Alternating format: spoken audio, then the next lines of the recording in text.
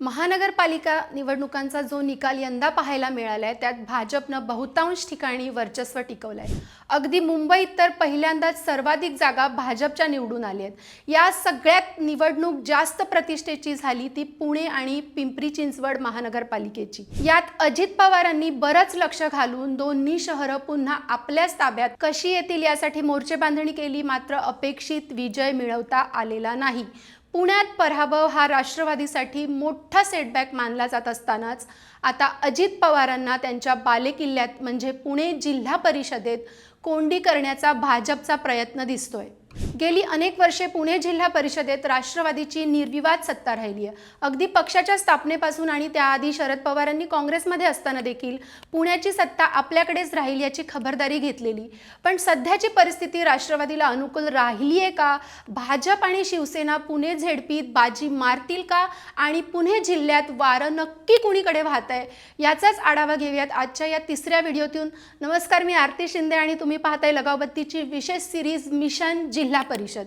राष्ट्रवादी काँग्रेसवर सातत्याने होणारे आरोप म्हणजे ठराविक भौगोलिक क्षेत्रापुरता मर्यादित असलेला पक्ष।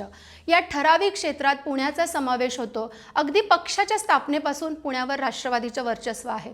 पुणे जिल्ह्याचा विचार करता ग्रामीण आणि शहरी भागात लोकसंख्येची विभागणी दिसते। मागच्या काही वर्षापर्यंत ग्रामीण आणि शहरी अशा दोन्ही भागात राष्ट्रवादीची सत्ता होती। 2017 साली पुणे आणि पिंपरी चिंचवड मनपात सत्तांतर झालं। शहरी भाग राष्ट्रवादीपासून गेला तो गेलाच।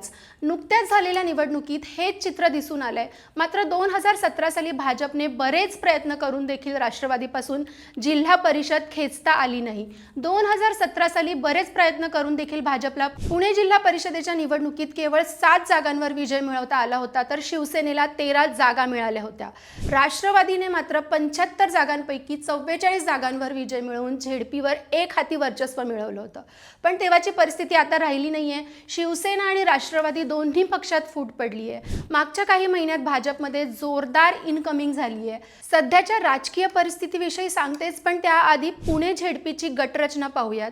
पुण्यात नव्याने झालेल्या गटरचनेनुसार एकूण 73 गट आहेत। तालुकानिहाय गटसंख्या पाहिली तर जुन्नर, इंदापूर आणि खेड तालुक्यात प्रत्येकी 8 गट, शिरूर आणि दौंडमध्ये 7, हवेली आणि बारामती तालुक्यात 6, आंबेगाव आणि मावळमध्ये 5, भोर आणि पुरंदरमध्ये 4, मुळशीमध्ये 3 आणि वेल्हा तालुक्यात 2 गट आहेत। यावेळी जिल्हा परिषदेचं अध्यक्षपद सर्वसाधारण प्रवर्गासाठी आहे। आता इथल्या राजकीय समीकरणांचा विचार केला तर ही निवडणूक मावळ तालुक्यातील 5 गट आणि अन्य काही गट सोडल्यास दोन्ही राष्ट्रवादी एकत्रच लढतीये।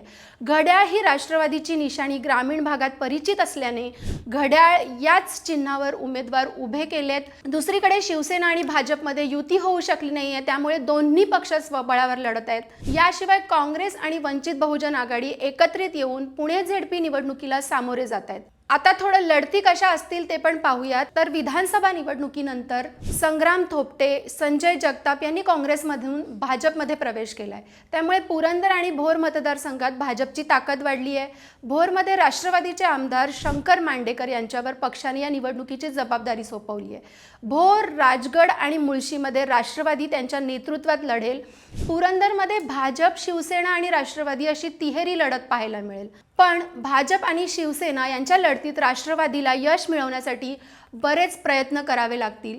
तिकडे इंदापुरात या निवडणुकीच्या निमित्ताने कधी नव्हे ते 2 प्रतिस्पर्धी एकत्र आलेत। हर्षवर्धन पाटील आणि दत्तात्रय भरणे हे दोघे एकत्र आलेत। हर्षवर्धन पाटलांची कन्या अंकिता पाटील ठाकरे या बावडा गटातून राष्ट्रवादीच्या उमेदवार आहेत। या दोघा दिग्गज नेत्यांच्या विरोधात भाजप असा इथे सामना असेल। दौंडमध्ये भाजपची भिस्त आमदार राहुल कुल यांच्यावर आहे। दौंडमध्ये 7 गट आहेत। नुकत्याच झालेल्या नगर परिषद निवडणुकीत मात्र राहुल कुल यांना धोबीपछाड देत रमेश थोरात यांनी बाजी मारली आहे। त्यामुळे रमेश थोरात यांच्या नेतृत्वात राष्ट्रवादी जोमाने झेडपी निवडणुकींना सामोरी जातीये। रमेश थोरात यांचे पुत्र तुषार थोरात हे देखील निवडणुकीत उभे राहिले आहेत। त्यामुळे निवडणूक अधिक प्रतिष्ठेची आणि अधिक रंगतदार असणार आहे। तिकडे खेडमध्ये नुकतीच शरद गुट्टे यांनी राष्ट्रवादीत घर वापसी केली आहे। खेडमध्ये दिलीप मोहिते यांच्याशी विरोध म्हणून बावाजी काळे आणि अतुल देशमुख हे राष्ट्रवादीच्या विरोधात एकत्र आलेत। त्यामुळे तिथं राष्ट्रवादीची जागा कमी होण्याची शक्यता आहे। आंबेगाव आणि बारामती या तालुक्यांमध्ये राष्ट्रवादीला लीड मिळेल, पण बाकी ठिकाणी लढती चुरशीच्या झाल्याचं दिसतंय। जुन्नरमध्ये आमदार शरद सोनवणे यांनी नुकत्याच झालेल्या नगरपालिका निवडणुकीत वर्चस्व मिळवून आपली ताकद दाखवली आहे। त्यामुळे जिल्हा परिषदेच्या निवडणुकीत देखील राष्ट्रवादीला तिथं बरीच मेहनत घ्यावी लागणार आहे। राहतो प्रश्न मावळचा, तर तिथे दोन्ही राष्ट्रवादी स्वबळावर ताकद आजमावत आहेत। त्यांच्या विरोधात बाळा भेगडेंच्या नेतृत्वात भाजप लढत देतेय।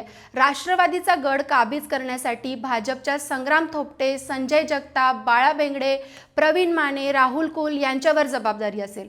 भाजपने नुकतीच पुणे झेडपीतील विकास कामांच्या खर्चाची यादी मागवली आहे। त्यामुळे राष्ट्रवादीला टार्गेट करण्यासाठी यंत्रणा सज्ज असल्याचं दिसतंय। तिकडे राष्ट्रवादीची पूर्ण जिल्ह्याची मदार अजित पवारांच्या खांद्यावर असेल। दोन्ही राष्ट्रवादी एकत्र आल्याने तिकीट वाटपावरून बंडखोरी आणि पक्षांतर मोठ्या प्रमाणावर दिसून येत आहेत। माध्यमांनी दिलेल्या बातम्यानुसार ऐन अर्ज भरण्याच्या शेवटच्या दिवशी एका दिवसात 40 जणांनी पक्ष बदलले आहेत। हे पक्षप्रवेश अर्थात राष्ट्रवादीत देखील झाले असले तरी बंडखोर उमेदवारांचे बंड शमवण्यात कितपत यश मिळेल त्यावर विजय ठरू शकतो। महाविकास आघाडीतील घटक पक्ष असलेल्या काँग्रेस आणि शिवसेना उद्धव ठाकरे गट यांनी स्वतंत्र लढण्याचा निर्णय घेतलाय। हा निर्णय किती प्रमाणात मत विभागणी करेल यावर देखील विजयाचं गणित ठरेल। पुण्याच्या जिल्हा परिषद निवडणुकीबद्दल तुमची निरीक्षणं काय आहेत ते कमेंट करून नक्की सांगा। हा व्हिडिओ तुमच्या पुणे जिल्ह्यातल्या मित्रमंडळींना शेअर करा। भेटूयात मिशन जिल्हा परिषद सिरीजच्या पुढच्या भागात। अशीच माहिती जाणून घेण्यासाठी लगावती YouTube चॅनलला सबस्क्राईब करायला मात्र विसरू नका।